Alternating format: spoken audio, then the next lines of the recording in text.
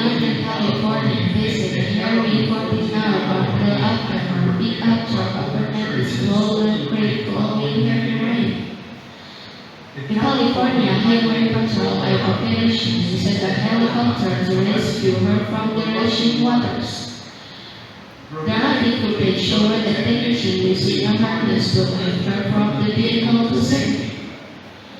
Despite spending the night atop the overnight track using a minor injuries, the rescue involved multiple emergency agencies, including the Highway Patrol and the local fire department. Recent rainfall led to unexpected high water levels in the Delaware Creek, causing the woman's accident. Remarkably, her decision to climb on top of the car started saving her life, and she was airlifted to hospital for treatment. Okay, thank you.